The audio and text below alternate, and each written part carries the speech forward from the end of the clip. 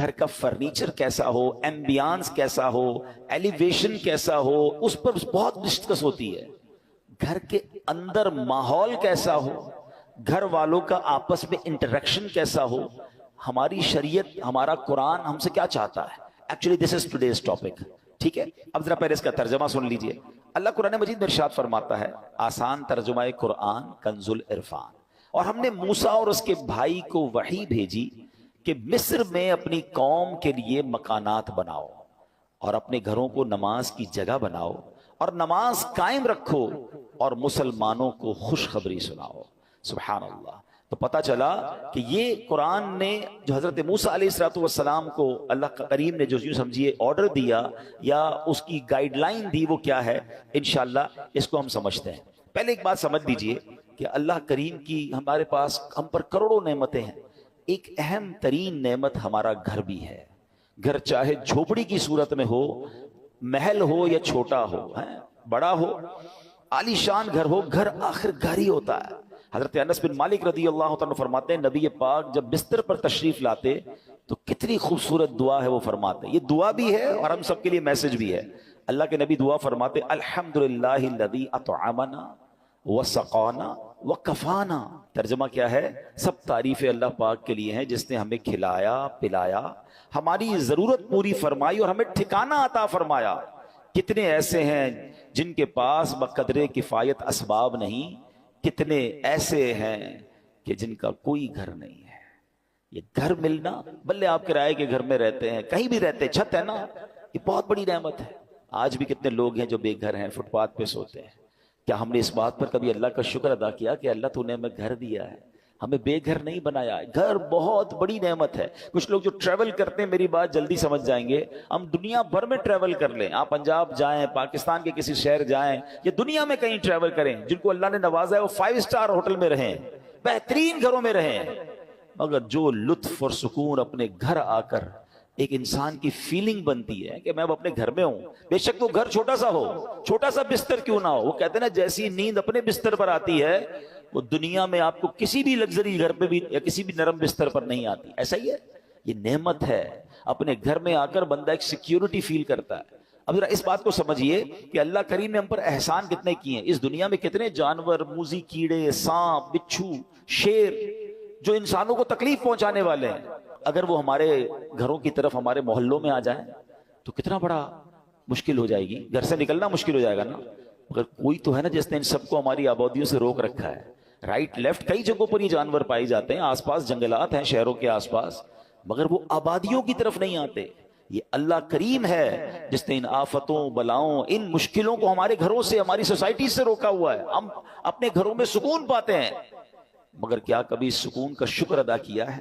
نبی پاک کی اس دعا کا ایک جو چھوٹا سا حصہ ہے نا، اس کو بار بار پڑھتے رہا کریں. الحمدللہ الذی کفانا و آوانا. مل کر پڑھ لیں، الحمدللہ الذی کفانا و آوانا. اس کا معنی کیا ہے؟ تمام تعریفیں اس اللہ کے لیے ہیں جو جس نے ہماری ضروریات پوری فرمائی اور ہمیں ٹھکانہ عطا فرمایا. ہم اللہ سے دعا کرتے ہیں اللہ ہمیں اپنے گھر میں اور برکت نصیب فرما، ہمارے گھر میں ہماری حفاظت فرما، ہمارے گھر والوں پر رحمت کی نظر فرما. اے اللہ دنیا میں ٹھکانہ دیا ہے، جنت میں بھی ٹھکانہ عطا فرما. شکر ادا کرو گے نا، کہتے ہیں نا لئن شکرتم لازیدنکم، تم میرا شکر ادا کرو گے میں تمہیں اور عطا کروں گا.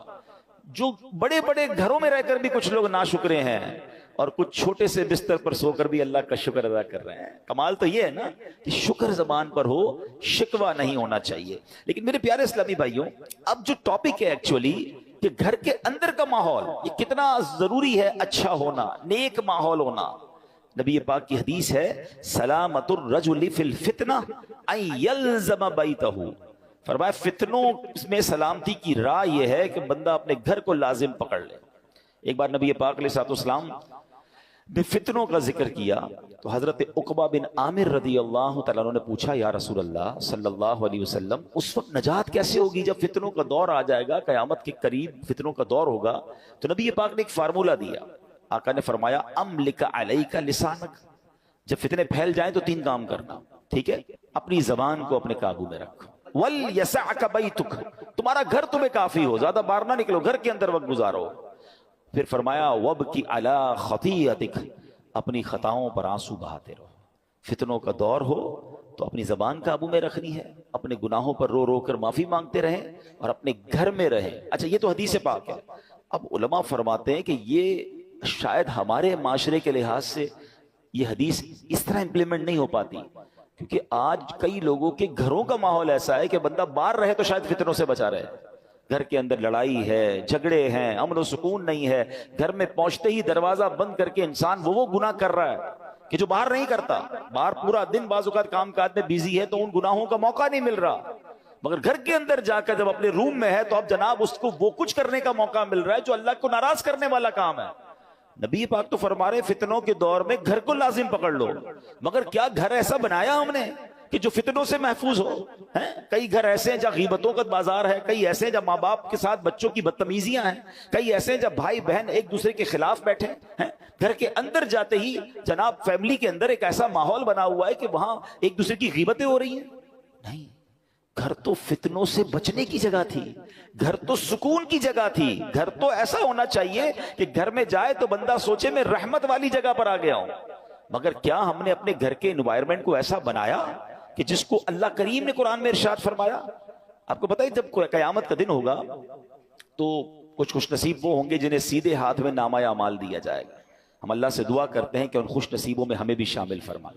مگر کچھ مجرم وہ ہوں گے جن سے رب ناراض ہوگا, اس کو اس کے الٹے ہاتھ میں پیٹھ پیچھے اس کو نامہ اعمال دیا جائے گا, اور یہ بندہ اس دن موت مانگے گا مگر اسے موت ملے گی نہیں. پھر اسے جہنم کی بھڑکتی ہوئی آگ میں ڈال دیا جائے گا. اس شخص کا جرم پتہ ہے کیا ہوگا؟ قرآن کہتا ہے انہو کان فی اہلہ مسرورا, یعنی بے شک وہ اپنے گھر والوں میں خوش تھا. گھر والوں میں خوش تھا, یہ جرم تھا. اس کی تفسیر میں علماء نے فرمایا کہ اپنے گھر والوں کے ساتھ گھر کے اندر خواہشوں, شہوتوں, غرور و تکبر میں مبتلا رہتا تھا. گھریلو خوشیوں میں ایسا مگن تھا کہ آخرت کو بھول چکا تھا. لہٰذا نہ خود اس نے اچھے عمل کیے, نہ گھر والوں کو اچھے اعمال کی ترغیب دلائی. یوں ہی گناہوں میں مصروف رہ کر موت کے گھاٹ اتر گیا. آج کتنے ایسے ہیں جن کے گھروں میں نمازیں ہیں, کتنے ایسے ہیں جن کے گھروں میں عبادت ہے. گھر والوں کی کیا دین کی طرف کوئی تبلیغ کی, کیا گھر میں نمازوں کا ماحول ہے, یا کیا بچوں میں قرآن و سنت کی ترکیب ہے, یا گھر کے اندر کسی کو پتہ ہی کچھ نہیں ہے. اب بھی ایسے کئی گھر ہیں جن کے گھروں میں اسلامی تہوار آتا ہے تب بھی بچوں کو, فیملی کو پتہ نہیں ہوتا, کیونکہ وہ اپنی زندگی میں مگن ہے. اور جو گھر کا سربراہ ہے اس کو بھی اس کی فکر نہیں ہے. میں آپ کو ایک مسلمان گھرانے کا واقعہ بتاتا ہوں, پاکستان کا تو نہیں ہے لیکن انفارچونیٹلی جتنا تیزی سے ہمارے وطن میں ماڈرنزم اور دین سے دوری والا ماحول بنتا جا رہا ہے, اور گھر کے بڑوں کو فکر بھی نہیں ہے, یہ دور نہیں دن آپ پاکستان میں بھی یہ دیکھیں. یو کے کا واقعہ, ایک بھائی ٹریول پر گیا, والد کی طبیعت خراب تھی تو واپس آیا, تو کچھ دنوں بعد واپس آیا. والد صاحب گھر میں نہیں تھے, چھوٹا بھائی تھا جو اپنی گیمز میں اور اپنے موبائل میں, کمپیوٹر میں, جو آج کا ایک نوجوان کا سٹائل ہے کہ لگا رہتا تھا. تو کہا والد صاحب کہاں ہیں؟ کہا والد صاحب کی تو ڈیتھ ہو گئی تھی. تو کہا مجھے انفارم کیوں نہیں کیا؟ کہا آپ بزنس ٹرپ پہ تھے. میں نے کہا کیا ضرورت ہے ڈسٹرب کرنے کی, فیونرل کرنا تھا, ان کا آخری رسومات ادا کرنی تھی, میں نے کر دی. تو کہا تم نے کیسے آخری رسومات ادا کی, جنازہ کدھر ہوا, کون سے قبرستان میں دفنایا؟ تو کہا جنازہ بھی کرنا ہوتا ہے. میں تو گوگل پہ گیا, سرچ کیا کہ فیونرل کیسے ہوتا ہے, کسی کا ڈیتھ ہو جائے تو what we have to do. تو گوگل نے مجھے 4-5 آپشن دیے, میں نے سب سے سستا والا جو آپشن تھا ان پر کال کیا, وہ آئے اور ابو کو لے گئے, بس فنش. تو اس نے کہا یہ تم نے کیا کیا؟ آپ کو پتہ کیا ہوا اس مسلمان والد کے ساتھ؟ جب سرچ کیا کہ کس فیونرل والے کو دیا ہے, تو جو سب سے سستا آپشن تھا کہ وہ میتوں کو آگ لگایا کرتے تھے. اس نے یہ نہیں, اس کو یہ پتا بھی نہیں تھا کہ جنازہ کچھ ہوتا ہے, اس کو یہ نہیں پتا تھا غسل میت ہوتا ہے, اس کو یہ نہیں پتا تھا کہ جناب قبرستان میں دفن کیا جاتا ہے. میں مسلمان گھرانے کی آپ کو واقعہ سنا رہا ہوں جو میں نے خود جا کر سنا ہے. اب مجھے بتاؤ, اس بچے کا قصور تو تھا مگر کیا والد کا قصور نہیں تھا؟ اس کا مطلب والد کسی جنازے میں بیٹے کو لے کر نہیں گیا ہوگا. اس والد نے موت اور قبرستان کے بارے میں, تدفین اور غسل کے بارے میں نہیں بتایا ہوگا. ہر چیز بچوں کو دلا دی مگر نہ سکھایا تو دین نہ سکھایا.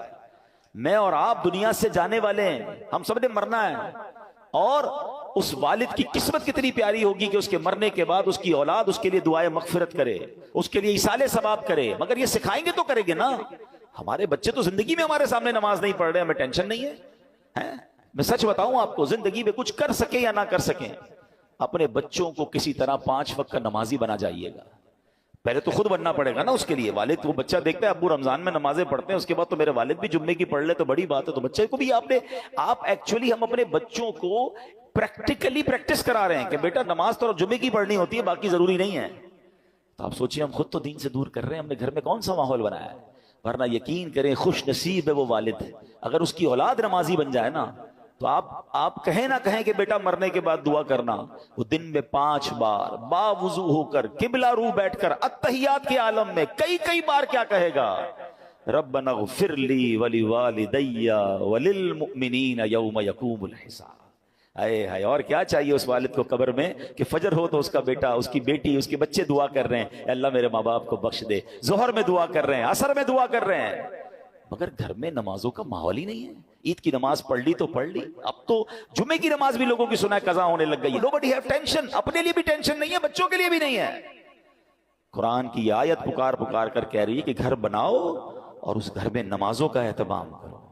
خدا را اپنے گھر کے ماحول پر توجہ دیجیے. یہ سرمایہ ہے، یہ اولاد، یہ فیملی، یہ گھر، یہ ہمارا پھل ہے. اگر گھر میں قرآن و حدیث اور نمازوں کا معاملہ ہوگا تو سبحان اللہ. اے میرے پیارے اسلامی بھائیوں، قرآن نے کیا کہا کہ مصر میں اپنی قوم کے لیے مکانات بناؤ. ناٹ اونلی مکانات، ڈیفنس میں گھر ہونا چاہیے، فلاں سوسائٹی میں گھر ہونا چاہیے. یہاں تک تو ہماری پلاننگ ہے کہ گھر اچھا ہو، بیوٹیفل سوسائٹی میں ہو. آگے قرآن کہتا ہے وَجْعَلُوا بُيُوتَكُمْ، اور اپنے گھروں کو نماز کی جگہ بناؤ اور نماز قائم رکھو. اور جو یہ کرتا ہے اس کو کیا ملے گا؟ وَبَشِّرِ الْمُؤْمِنِينَ، قرآن کہتا ہے مسلمانوں کو خوشخبری سناؤ. خوشخبری ملنی ہے، رحمتیں ملنی ہیں، عافیتیں ملنی ہیں اگر گھر میں نمازیں ہیں. اے میرے پیارے اسلامی بھائیوں، اللہ کے پیارے حبیب علیہ السلام فرماتے ہیں اجعلوا فی بیوتکم من صلاتکم ولا تتخذوها قبورا. فرمایا کچھ نماز گھر میں بھی پڑھا کرو، گھروں کو قبرستان نہ بنا دو. اس کا مطلب بیوٹیفل ہاؤس ہے، ایکسٹرا ایمبیانس ہے، شاندار فرنیچر ہے، سب کچھ ہے میرے اور آپ کے گھر میں، سٹینڈ بائی جنریٹرز ہیں. اور اگر نماز نہیں ہے نا تو وہ گھر قبرستان ہے. ہم سمجھ رہے اتنا لگزری گھر کو قبرستان، نبی پاک فرما رہے ہیں کہ گھر میں نمازیں پڑھو. یہ مردوں کے لیے تو یہی حکم ہوگا کہ مسجد میں آ کے پڑھیں، مگر کچھ نوافل گھر میں بھی پڑھیں، کبھی شراک چاش پڑھیں، کبھی تہجد پڑھیں، کبھی دیگر نماز کے نوافل پڑھیں. مگر خواتین گھر کی، بچے، یعنی گھر میں اللہ کرے ایسا ماحول ہو کہ جب نمازوں کا وقت آئے تو ایک کمرے سے تلاوت کی آواز آ رہی ہو، کہیں سے نمازوں کی پتہ چل رہا ہو. ماشاءاللہ کتنے خوش نصیب ہیں وہ لوگ جو گھر جاتے ہو تو گھر والے نمازیں پڑھ رہے ہیں. اے میرے پیارے اسلامی بھائیوں، ایک اور جگہ پیارے آقا فرماتے ہیں اقربوا بیوتکم ببعد صلاتکم، یعنی کچھ نمازوں کے ذریعے اپنے گھروں کی عزت بڑھاؤ. آپ چاہتے ہیں نا گھر کی عزت بڑھے؟ آئے ہے جس گھر میں نمازیں ہوتی ہیں، نبی پاک نے فرما دیا تو حق ہے اس گھر کی پورے محلے میں عزت ہو جائے گی. آج بھی دیکھیں علماء کے گھر، امام صاحبان کے گھر لوگ دعا کروانے آتے ہیں، گھر میں نمازیں ہو رہی ہیں نا، عبادت ہو رہی ہے، اللہ اس گھر کو ممتاز کر دیتا ہے. ہم سمجھتے ہیں ایکسٹرا لائٹ لگاؤں گا، ذرا خوبصورت ایلیویشن کروں گا، ذرا ہٹ کے ڈیزائننگ کروں گا تو وہ سب سے مشہور ہو جائے گا. نہیں، عزت دینے والا رب ہے. اور اللہ کے سب سے معزز بندے ہیں، اللہ کی مخلوق میں سب سے بڑھ کر عزت والے کون ہیں؟ ہمارے آقا علیہ الصلوۃ والسلام. وہ فرما رہے ہیں کہ کچھ نمازوں کے ذریعے اپنے گھروں کی عزت بڑھاؤ. نماز کے بارے میں ایک اور حدیث سنو، الصلاۃ عماد الدین، نماز دین کا ستون ہے. مجھے بتائیں نا، ہمارے گھر کے پلر نکال دیں تو گھر تو گر جانا ہے نا. یہ تو ایمان کا پلر ہے، مگر اس کی فکر نہیں ہے. تو اے میرے پیارے اسلامی بھائیوں، ہمیں اپنے گھروں کے ماحول کو اچھا کرنا ہے. اپنے بچوں کی تربیت کی فکر کیجیے، انہیں وقت دیجیے. آج کل جو ماحول ہے، میں اشارہ کر کے گزر جاؤں گا، ہر تھوڑے دنوں بعد آپ کو سوشل میڈیا پر نیوزز مل رہی ہیں، الیکٹرانک پرنٹ میڈیا میں نیوز ملتی ہیں کہ فلاں بچے نے فلاں کام کر دیا، فلاں نے فلاں کو قتل کر دیا، فلاں نے فلاں کو جلا دیا، فلاں اسکینڈل میں پکڑا گیا، فلاں جناب منشیات میں معاملات میں آ گیا، فلاں ڈرگز کا کام کر رہا ہے، فلاں کمپیوٹر پہ بیٹھ کے کیا کچھ کر رہا ہے، اسکیمز کر رہا ہے. یہ ہمارے علاقے میں، ہمارے شہروں میں، ہمارے ملکوں میں ہو رہا ہے نا. ہم کیوں انتظار کر رہے ہیں کہ یہ آگ میرے گھر میں جب آئے گی پھر غور کروں گا؟ اس سے اندازہ کیجئے، یہ سمٹمز ہوتے ہیں، یہ اشارے ہوتے ہیں کہ معاشرہ کدھر جا رہا ہے. ماں باپ کو فکر نہیں کہ بچے گھر میں کیا کر رہے ہیں. اتنی دوری مت رکھیں اپنی فیملی کے ساتھ. یاد رکھیے کوئی بڑا ڈیزاسٹر ہو اس سے پہلے آنکھیں کھولیے نا. ہماری بچی کہاں جا رہی ہے، ہمارا بیٹا کہاں جا رہا ہے، وہ کس سے مل رہا ہے، کوئی فکر نہیں ہے. وہ کہتے ہیں نا اپنے بچوں کے تم دوست بن جاؤ اس سے پہلے کہ کوئی ایسا دوست بن جائے کہ جو اس کی آخرت اور دین اور دنیا سب برباد کر دے. بہت برا حال ہے. پلیز تھوڑا وقت دیجیے. اچھی تربیت, یہ تربیت نہیں ہے کہ آپ بھی نماز قضا کر رہے ہیں اور بچے بھی نماز قضا کر رہے ہیں. آپ بھی نمازی بنیں, ہم بھی نیک بنیں, آپ بھی ماشاءاللہ تلاوت کی طرف آئیں, بچوں کو ایسے پروگرامز میں لے کر آئیں, بیانات میں لے کر آئیں, مدنی چینل گھر پہ بیٹھ کے دکھائیں. ہم آپ کی سپورٹ چاہتے ہیں. اور یہ کیوں چاہتے ہیں؟ تاکہ مسلمانوں کے گھر جنتی گھرانے بنے نا. اب آخر میں ایک دعا سن لیجئے, آمین بھی کہیے گا, ہو سکے تو یاد کر لیں, ہو سکے تو ہر نماز کے بعد یہ دعا کریں. اللہم ربنا حب لنا من ازواجنا وذریاتنا قرۃ اعین واجعلنا للمتقین اماما. آمین. نبی پاک یہ دعا کرتے تھے. تو اپنے بچوں کے لیے, اپنی فیملی کے لیے دعا بھی کریں, لیکن یہ سب چیزیں بدلیں گی کیسے؟ جب ہم بدلیں گے, ہم اچھے ماحول میں آئیں گے. میں آپ کو آفر کرتا ہوں, دعوت اسلامی مردوں کے لیے اجتماع الگ کرتی ہے, خواتین کے لیے اجتماع الگ ہیں, بچوں کے لیے مدرسے الگ ہیں, اسکولز اسلامک الگ ہیں, انسٹیٹیوٹس الگ ہیں. ہم اگر بدلنا چاہتے ہیں اور فیملی کو بدلنا چاہتے ہیں اور اپنے بچوں کو اپنی مغفرت کا ذریعہ بنانا چاہتے ہیں, دیر از اے وے.